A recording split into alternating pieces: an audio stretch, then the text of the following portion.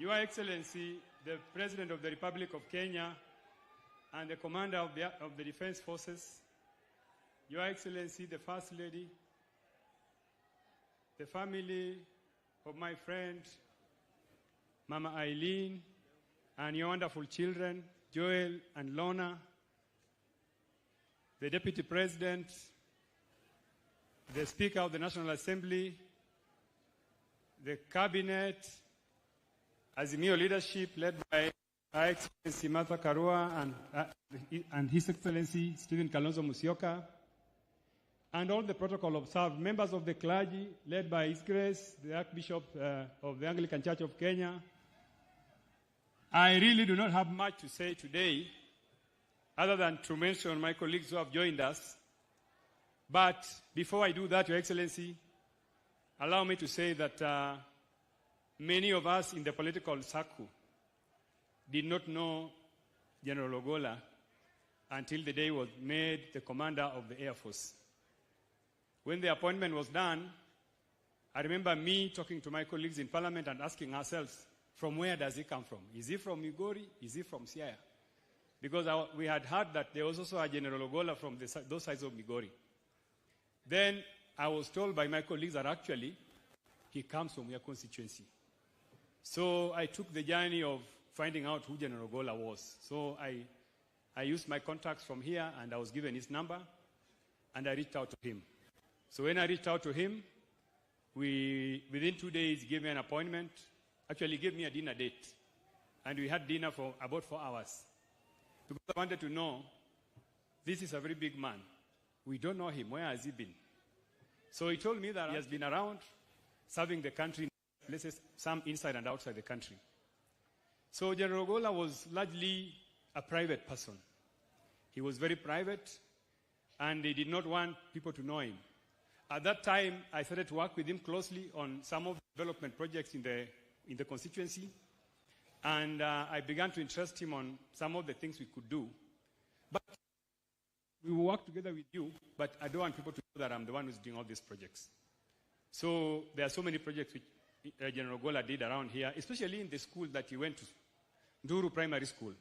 He came one day, and he began to renovate the old school. And when I visited the school, I found workers working and doing everything, but I was expecting the members of the Kenya Defense Forces to be the ones who are working on the school. No, they were not. The people working there were just people he had hired with his own resources. Many a times I was not comfortable with this simplistic approach to life, because I could meet him around here driving in one car, and I would ask him, my brother, the position you hold is very big. As a Luo, you need to be very flamboyant.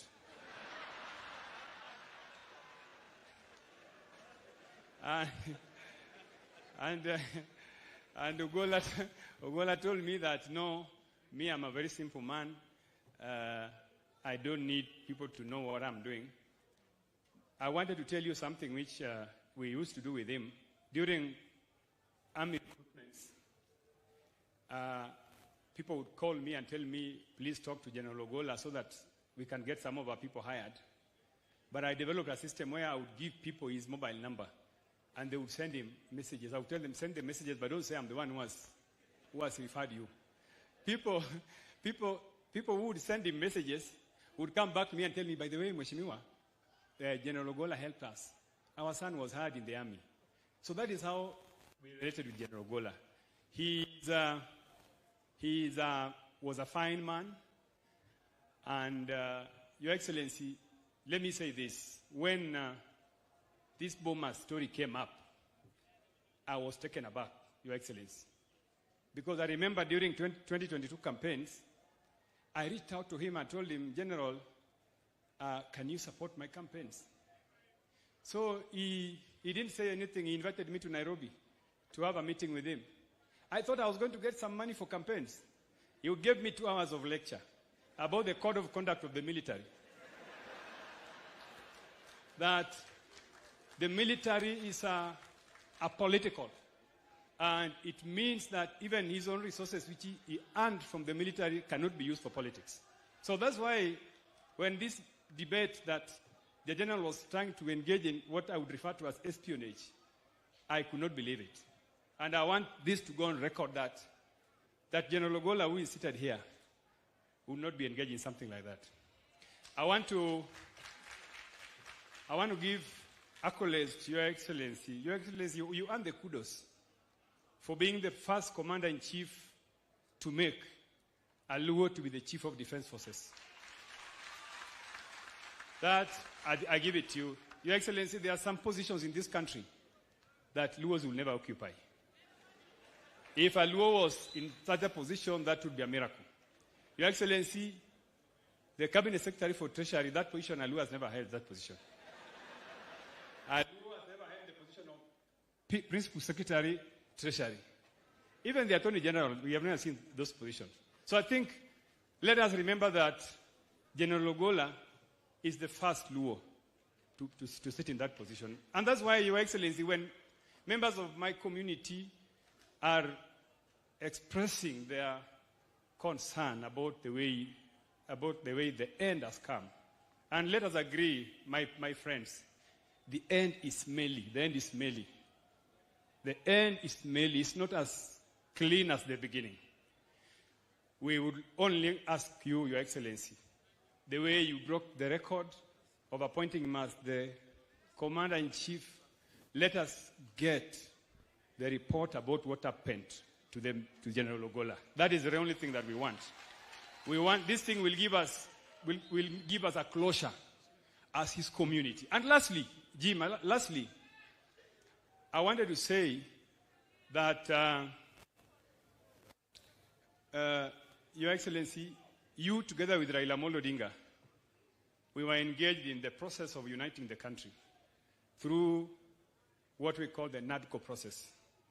My majority leader, the Honorable MATIANG'I, is here, together with Senator Aaron Cheriot. They did a wonderful job in bringing us this document. Your Excellency, we want this document to be implemented in totality, because that is the only way for us to assure that the country will achieve unity.